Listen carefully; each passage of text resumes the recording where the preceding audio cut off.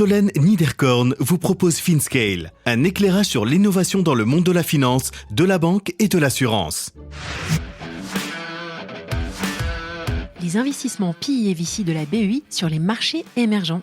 Mathieu Ducoroy, Head of Private Equity Unit à la BEI.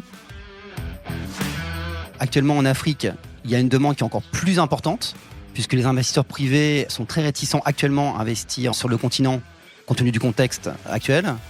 Et en parallèle, on voit en Amérique latine et en Asie une demande qui croît énormément. C'est des marchés effectivement qui ont des taux de croissance très importants. Et en tant que BEI, notre objectif, c'est aussi de répondre à des grands enjeux globaux, typiquement le changement climatique. Ravi de plonger cette semaine dans les marchés émergents pour comprendre les investissements de la BEI en capital risque et private equity. Mathieu nous parle de son équipe au format start-up qui sélectionne et investit dans des fonds finançant la croissance des start-up en Afrique, en Amérique latine et en Asie.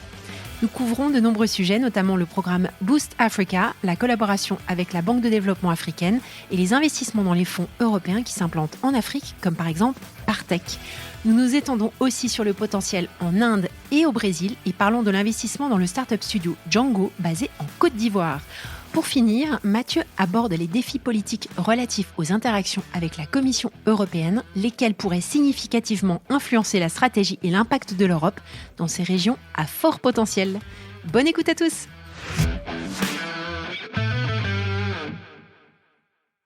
Bonjour à tous, bonjour Mathieu. Bonjour Solène. Alors, je suis très heureuse de t'accueillir ici dans mon café préféré du Luxembourg pour parler de ce que tu fais au quotidien. Alors, je vais quand même expliquer à l'audience d'où vient cet épisode. En fait, il y a un an, je ne sais pas si tu te souviens, on a dîné ensemble et on a passé, je pense, les 15 dernières minutes de ce dîner à parler de ce que tu faisais à la BEI. Et j'étais hyper frustrée que ça dure que 15 minutes. Donc, j'ai enterré dans un petit coin de ma tête cette invitation. Et puis, je te savais hyper pris professionnellement et personnellement. Et puis, donc, il y a quelques mois maintenant, je t'ai envoyé cette invitation. Donc, je te remercie infiniment d'avoir répondu présent. Bon, c'est moi Solène, je te remercie de m'avoir invité aujourd'hui pour parler de ce que l'on fait dans mon unité. On fait beaucoup de choses et donc ravi avec toi aujourd'hui de donner plus de visibilité à ce qu'on fait au quotidien. Parfait. Est-ce que tu peux quand même te présenter à cette audience qui nous écoute ? Alors, je m'appelle Mathieu Ducoroy, je suis français. Je suis le chef de l'unité Private Equity au sein de la BEI, la Banque européenne d'investissement, basée à Luxembourg. J'ai rejoint la BEI il y a 6 ans. Avant la BEI, je travaillais dans une filiale de la BEI qui s'appelle le FEI, le Fonds européen d'investissement. Et dans cette équipe, au FEI, je m'occupais des fonds Private Equity en Europe. Ouais. Et avant le FEI, j'ai commencé en fusion-acquisition, banque d'affaires chez UBS. Ah, c'est marrant, je savais pas ça. Ah ouais. On était ensemble alors. Avant de rejoindre un petit fonds de fonds à Paris qui couvrait à la fois l'Europe et l'Amérique du Nord. D'accord. Puis t'as atterri au Luxembourg. Pour le FEI à l'époque, oui. Ok. Oui. Alors, tu le sais, j'ai reçu déjà David Dana, qui est Tout à venu fait, nous parler du FEI. J'ai reçu Adeline Lemaire, que tu connais aussi, pour parler des investissements en fonds au sein de la BPI en France.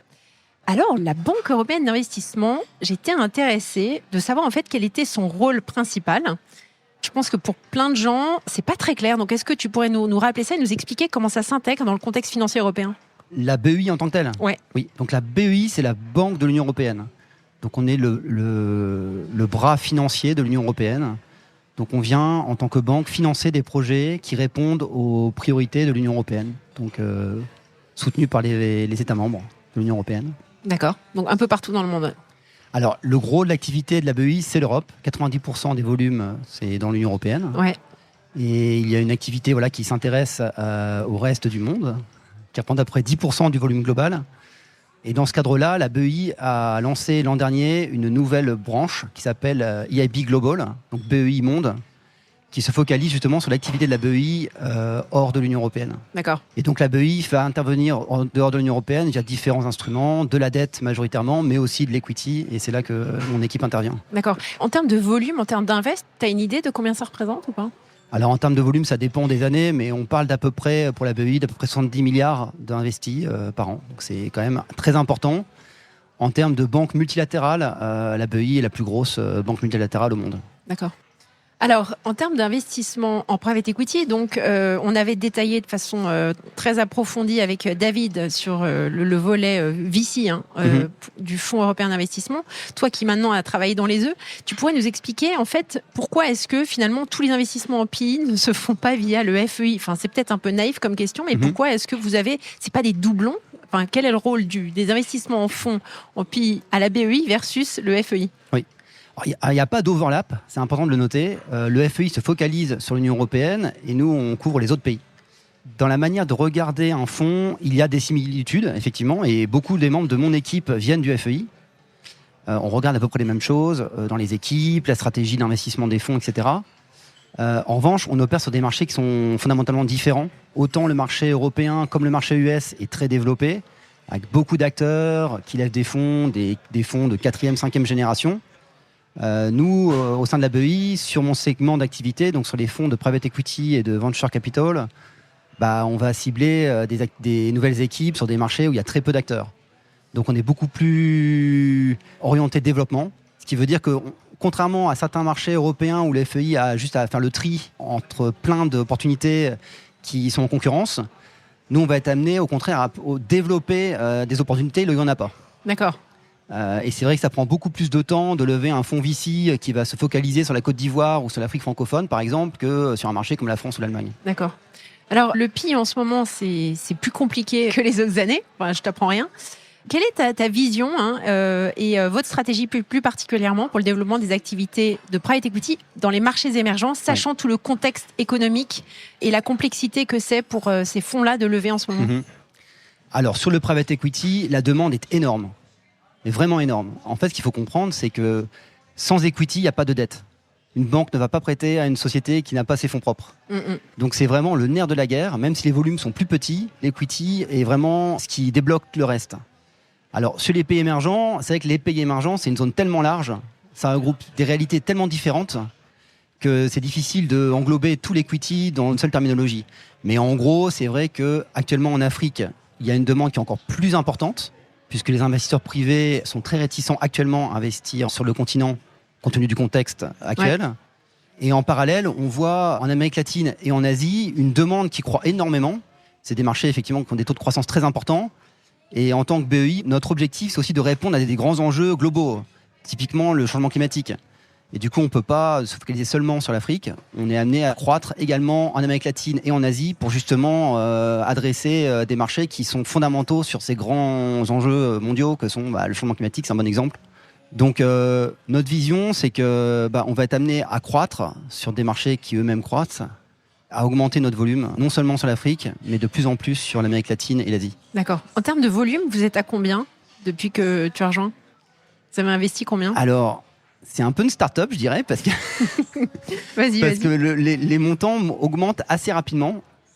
Donc, pour une équipe de 9 personnes, sur tout ce qui est fonds, private equity, venture capital, mezzanine sur les pays émergents, en 2022, on avait signé 270 millions d'euros. Ouais. Et là, en 2023, on a signé 325. D'accord.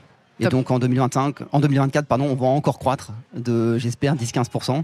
Ouais. Voilà, donc la demande est énorme. Au sein de l'équipe, on a l'expertise, donc on a cette ambition d'être de plus en plus actif sur ces marchés, toujours sur l'Afrique, mais de plus en plus, oui, je le disais tout à l'heure, sur l'Asie et sur l'Amérique latine. Top. Alors, tu le disais tout à l'heure, le FEI et d'ailleurs la BPI aussi abreuvé de dossiers, de fonds qui lèvent. En ce qui vous concerne, comment ça se passe? Sur qui vous reposez finalement localement des partenaires peut-être pour justement faire connaître cette action et ces investissements de l'Europe en Afrique, LATAM, dans les pays émergents? Dans notre équipe, on a ce luxe d'avoir un pipeline très important. En fait, le segment des fonds de private equity est un segment. Et donc, qu'un nouvel acteur souhaite lever un fonds en Côte d'Ivoire, au Nigeria ou en Inde, très rapidement, il va se diriger vers ce qu'on appelle les institutions de développement. BEI, Banque mondiale, Banque asiatique de développement, etc. Donc on fait partie des premières portes auxquelles les équipes toquent. Et donc pour donner quelques chiffres, on est une équipe de 9 et sur notre segment, on doit recevoir à peu près au moins 250 opportunités de fonds par an. Ouais. Ce qui pose des problèmes parce qu'on ne peut pas, on crée un peu de frustration malheureusement, mais on ne peut pas concrètement recevoir et organiser des réunions avec chacune de ces équipes. Ouais. En revanche, le pipeline est important en termes de nombre d'opportunités reçues, mais la qualité, c'est vrai qu'elle est différente par rapport au marché européen ou US. Et on reçoit, c'est vrai, beaucoup d'opportunités qui malheureusement ne tiennent pas la route. Ouais, exactement. Et après, il y a aussi une grosse partie du pipeline d'opportunités qui pourraient tenir la route, qui ont des aspects très intéressants et d'autres des faiblesses objectives. Et d'où l'intérêt, quand on est vraiment intéressé par une stratégie, d'engager un dialogue avec l'équipe et en toute transparence, de lui dire voilà, il y a ce point-là, super, c'est vraiment intéressant, mais sur d'autres aspects, il faut vraiment revoir la copie et travailler. Voilà. Donc, et vous les accompagnez ou comment vous faites ? Alors, on les accompagne par notre retour. Et ça, je pense, c'est une grosse valeur ajoutée. C'est pas juste oui/non, quoi. Voilà, en général, c'est jamais oui tout de suite. C'est oui peut-être. Oui peut-être si. Ouais. Et non, mais restons en contact, on ne sait jamais. Voilà. Donc c'est vrai que la plupart des fonds dans lesquels on investit, ça prend au moins 2-3 ans de discussion, de négociation pour que l'opportunité soit assez mûre pour qu'on investisse. Et ça vient de quel pays principalement ? T'étais en Inde la semaine dernière, non ? C'est ça. Ouais. Ouais. Alors historiquement, en fait, on est actif sur ce segment, sur les fonds de private equity depuis à peu près 20 ans. Donc sur l'Afrique, j'ai envie de dire, on voit tout. On voit vraiment la partie émergée de l'iceberg, dans tous les fonds qui lèvent et qui communiquent là-dessus. Mais on voit aussi toute la partie immergée de l'iceberg, toutes les équipes qui se posent la question de lever, qui pourraient spin-offer de leur employeur actuel. Donc on voit vraiment tout. Donc le pipeline sur l'Afrique est très important. Sur l'Asie, c'est un nouveau marché pour nous. On a commencé à investir sur le marché asiatique il y a à peu près 2 ans. On a fait quelques communications là-dessus et c'est vrai que le moindre communiqué de presse ou communication sur notre activité en Asie, Asie du Sud-Est, Inde et aussi au Brésil ont été suivis par une vague de... Donc de après demandes. après le podcast, tu vas avoir un petit peu de travail alors. Voilà, donc... à l'heure où on parle, voilà, l'Afrique représente, je dirais, à peu près 2/3 du pipeline qu'on reçoit. L'Inde est en plein boom. On a fait quelques annonces l'an dernier et on a reçu des badges de 50 ou 100 opportunités de fonds. L'Asie du Sud-Est est également en train d'arriver, donc voilà. Et est-ce que vous collaborez beaucoup avec des fonds européens ? Je pense à Partech, parce que j'ai reçu il n'y a pas très longtemps Philippe Colombel qui parlait du fonds Growth Impact qui développe, et ils ont développé Partech Afrique.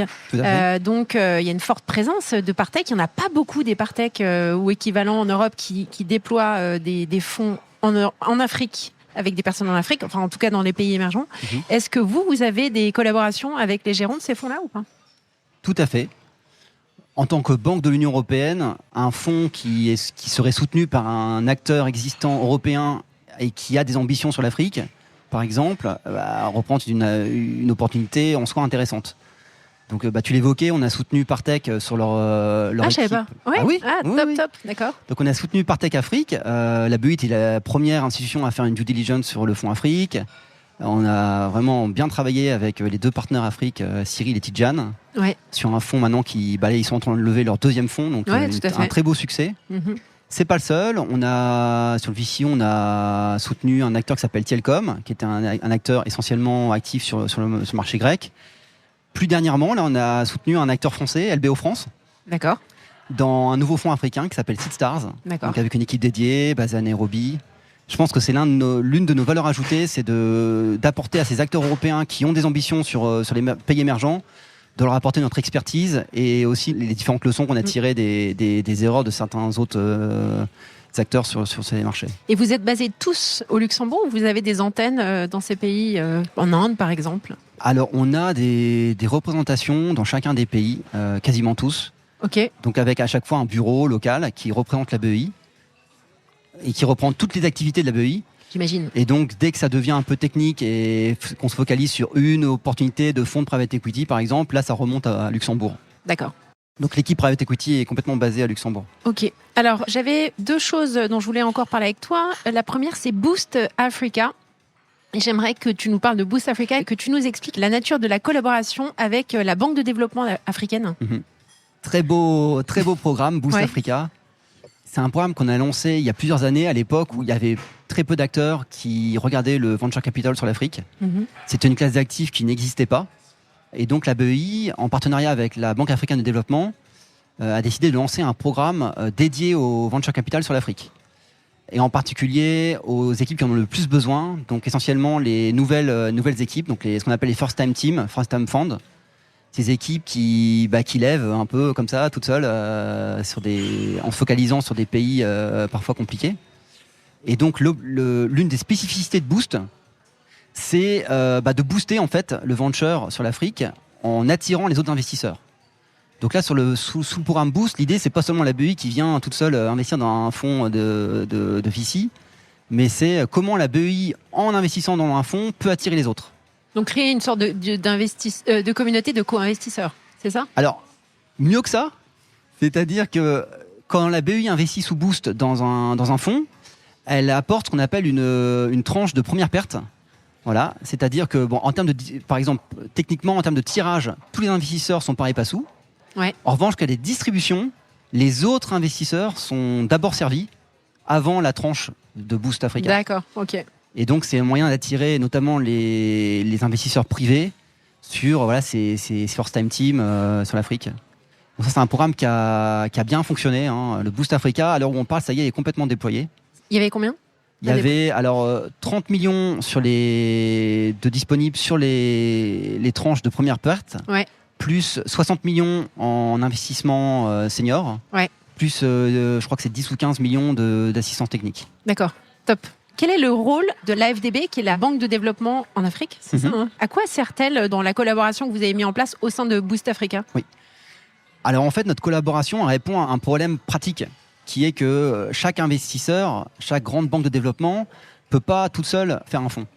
Il y a certaines opportunités qu'on regarde qui sont intéressantes, mais typiquement, nous, BEI, on est limité à 25% de la taille du fonds.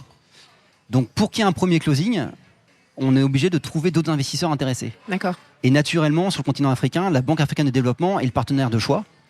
Tout ce partenariat avec la Banque africaine, dans laquelle le cœur de la coopération, c'est le partage du pipeline, dans lequel on discute concrètement au niveau opérationnel de ce qu'on voit, de quelles opportunités on pourrait soutenir ensemble.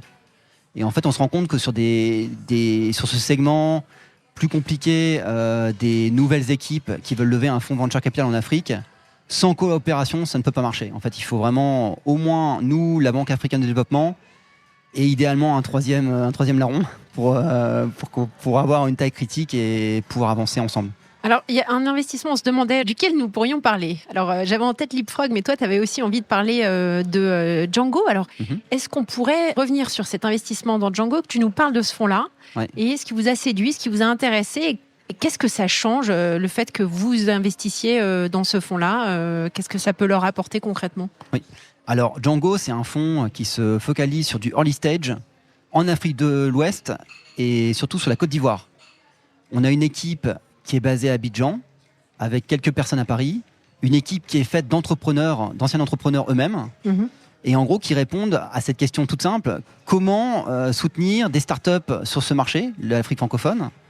Et en fait, leur constat, c'est qu'on ne peut pas se borner à l'approche traditionnelle qui consiste à attendre que les startups viennent te voir pour avoir du financement. Mais au contraire, il faut susciter en fait le pipeline en partant de problèmes concrets des personnes dans la rue et de le tester à des réponses technologiques au départ avec des petits montants. Et donc une équipe qui est faite non pas seulement de financiers purs, mais de gens qui ont une expertise et une expérience de l'entrepreneuriat. Donc un peu comme un startup studio finalement. C'est un startup studio. Ah en fait, d'accord, c'est ça. ok, Ouais, d'accord. désolé, Ok, d'accord. Ça va. Exactement. Ça percute quand même. Exactement. C'est le premier startup studio sur cette zone. Ok. Voilà. Et donc en fait, sans la BEI, je pense qu'il n'y aurait pas eu de fonds. C'est un fonds sur lequel, au premier closing, on représente la moitié de la taille. On a beaucoup travaillé avec l'équipe pour lancer cette opportunité. On est vraiment content que le fonds, grâce à notre investissement, ait atteint sa taille critique avec un premier closing à 34 millions d'euros, dollars. Ouais. Et là, à l'heure où je parle, il y a d'autres multilatérales qui regardent. Et en gros, on va atteindre en 2024 les 60 millions de dollars pour cette équipe. Donc ça, c'est un beau succès avec des premiers investissements faits sur la zone. Donc on est super. content. Ce sont uniquement... Il n'y a pas que des investissements dans des fonds à impact. tel qu'on le conçoit en Europe? Oui, alors ça dépend ce qu'on appelle impact. Si on appelle par impact la classe d'actifs des fonds impact, effectivement, on ne regarde pas que des fonds impact. Ouais. Maintenant, c'est vrai qu'au sens plus large de l'impact, on ne va pas soutenir un fonds s'il n'y a pas un alignement avec les stratégies de l'Union européenne. Je me doute, ouais. Et l'impact, il peut être social, création d'emplois, il peut soutien à l'entrepreneuriat féminin, il peut aussi être climatique. Voilà. Donc on soutient aussi des fonds complètement qui se focalisent sur les secteurs verts. Et puis on a également tous ces fonds qui sont des fonds qui se focalisent sur les secteurs digitaux, avec une grosse capacité à créer des solutions au niveau local qui sont réplicables très rapidement sur pas mal de pays en Afrique. Dernière question sur si on se focalise maintenant, on reste sur l'Afrique. C'est quoi les grandes verticales dans lesquelles ces fonds-là, dans lesquelles vous investissent majoritairement? Oui. Alors, sans surprise, ces fonds investissent beaucoup pour répondre à la croissance de la population urbaine sur le continent africain. Et ça, que ce soit les fonds de private equity ou les fonds de venture capital, on voit beaucoup d'opportunités dans des secteurs très classiques en fait, de fabrication, de biens de consommation au quotidien. Alors, plus dernièrement, on voit beaucoup de sociétés qui développent des solutions face au changement climatique. Oui, donc en climate tech. Exactement, climate tech, énormément. Ou des sociétés qui viennent en soutien à des solutions de mobilité verte, par exemple. Le healthcare, aussi, la santé, pardon, est aussi une solution en plein boom. Ouais. Avec des effets d'échelle importants, typiquement des chaînes de dialyse, des chaînes de laboratoires d'analyse. Voilà. C'est un peu les grandes verticales qu'on voit le plus. Alors, on a pas mal parlé de l'Afrique. J'aurais aimé quand même qu'on termine sur LATAM et Asie. Est-ce que les stratégies que vous déployez en Afrique sont transposables as such en LATAM et en Asie? Et est-ce que tu pourrais nous expliquer quel est le niveau de maturité de ces zones-là en matière d'investissement en private equity? Oui. Alors, c'est vrai que c'est des marchés qui sont beaucoup plus développés que les marchés africains. Ouais. Je vois le marché indien, par exemple, c'est sur le VC, c'est un marché déjà très développé. On a beaucoup d'acteurs qui ont des track records avec des multiples impressionnants. Donc la concurrence est plus élevée. Sur le marché indien, typiquement, la BEI, on va être beaucoup plus sélectif et se focaliser sur des équipes qui ont à la fois une belle expérience, un bon track record d'investissement et de sortie, mais qui sont alignées sur des priorités de l'Union européenne. Typiquement, un fonds qui fait que de la santé ou un fonds qui fait que des solutions vertes, climatiques. On peut se le permettre parce que le marché est très développé, on reçoit beaucoup de fonds avec des beaux tracks. Ce qui est plus compliqué à trouver sur l'Afrique. Voilà. Le LATAM est un peu entre les deux. Le Brésil étant un peu plus développé comme marché, en tant que tel, le marché du PE brésilien, il prend 2/3 de tout le continent LATAM. Donc pas nécessité de mettre en place des programmes comme ceux que vous avez développés avec Boost Africa? Alors, moi je pense qu'il y a une demande. D'accord. Je pense qu'il y a une demande, de même qu'on a lancé Boost Africa et que sur l'Afrique, on a l'ambition de continuer. Je pense qu'il y aurait un besoin de lancer des boosts Asie ou des boosts LATAM sur des créneaux bien spécifiques. D'accord. Donc peut-être moins généralistes que ce qu'on voit sur l'Afrique, mais vraiment sur des créneaux bien particuliers. Je pense au changement climatique, au fonds gender. Voilà, donc ça, je pense que c'est quelque chose qu'on pourrait faire dans les prochaines années. Dans l'audience qui nous écoute, on a pas mal de gérants de fonds, soit VC, Growth, PE. Et il y en a qui n'ont pas encore trop déployé de capitaux en Afrique et qui se posent la question, en Afrique ou dans des pays émergents, si tu avais quelques conseils à leur donner pour commencer à investiguer sur ces continents-là. Alors oui, on serait très content de les soutenir dans cette démarche. Je pense que les clés du succès sur l'Afrique, c'est de recruter les bonnes personnes. En fait, on s'attend à ce que la plateforme européenne recrute une équipe locale. Donc recruter les bonnes personnes, des personnes de confiance en termes d'intégrité, des personnes qui ont une expérience d'investissement avec un track record personnel, et si possible avec des sorties. Je sais que c'est parfois difficile de trouver des personnes qui ont vraiment un bon track record personnel. Ouais. Et l'idée, c'est que la plateforme européenne, elle apporte tout son savoir-faire en termes de process, de gestion des investisseurs, des LPs, de reporting, de compliance, etc. Et elle recrute la bonne équipe locale, idéalement basée sur le continent, pour déployer le fonds. D'accord. Il y a beaucoup, tu en vois beaucoup des gérants comme ça, européens, qui vous sollicitent. Alors, il y en a que j'ai vu juste avant que tu les vois et qui se reconnaîtront. Mais il y en a d'autres. Enfin, c'est fréquent ou pas? Il y en a beaucoup. Ouais. Certains l'ont fait. J'ai évoqué Partech ou LBO France. Là, c'est un bon exemple. D'autres se posent la question très sérieusement. Voilà. Ouais. Donc on est content de les recevoir et d'en discuter. Je pense qu'il y a aussi la question, peut-être pour certains gros acteurs européens, plutôt que de se lancer from scratch sur le marché africain, d'envisager des collaborations avec des plateformes existantes sur l'Afrique. Top. Écoute, merci beaucoup, c'était hyper intéressant. Alors, c'est quoi vos prochaines étapes ? Alors, nos grandes étapes, pour nous, on est en pleine négociation de nos grands mandats, notamment sur l'Afrique, avec la Commission européenne. Donc ça va être crucial pour nous. Normalement, on devrait les signer cette année, ce qui va nous donner vraiment les moyens de soutenir le marché. Et là, on a vraiment un pipeline qui est intéressant, important. Donc la signature de ces mandats avec la Commission européenne va vraiment être un game changer. bienvenue. Exactement. Ouais. En attendant, je dois gérer un peu les attentes des différents acteurs. Et franchement, pour nous, ça, ces mandats, par exemple, on parlait de Boost Africa. Nous, on parle actuellement, c'est une information publique, d'un mandat successeur d'une taille de 160 millions d'euros. Donc ça, ce serait vraiment très bien parce qu'il y a un gros appétit et je pense qu'on peut vraiment apporter quelque chose d'intéressant pour le marché. En autre défi pour nous, ça va être notre déploiement tout en continuant de croître en volume sur l'Afrique, et bien de connaître davantage et d'augmenter notre activité sur l'Asie et sur le LATAM. Et toujours, alors sur l'Asie et LATAM, plus comme je le disais, sur des thématiques vraiment cruciales pour nous. Super. Alors Mathieu, je sais que tu lis beaucoup, tu es très érudit, donc quel livre tu nous recommandes pour clôturer cette discussion ? Un livre qui a été écrit par un ancien du FEI, Pierre Matonnet, qui s'appelle Beyond the J-Curve, qui est un peu la Bible pour l'activité fonds de fonds. Ouais. Et c'est un livre qui est assez technique, okay. mais qui a l'avantage de faire vraiment... Pas sûr que je vais le lire. Qui a l'intérêt de faire le tour du sujet. Ok. Merci beaucoup Mathieu d'être venu pour prendre ce Solène. café avec moi. À bientôt. Merci. Merci à tous pour votre écoute. Je suis ravie d'avoir partagé ce moment avec vous. N'hésitez pas à me contacter sur Twitter ou LinkedIn pour me faire part de vos commentaires ou de vos réactions. Et je compte sur vous pour noter cet épisode sur vos plateformes de podcast préférées. À la semaine prochaine!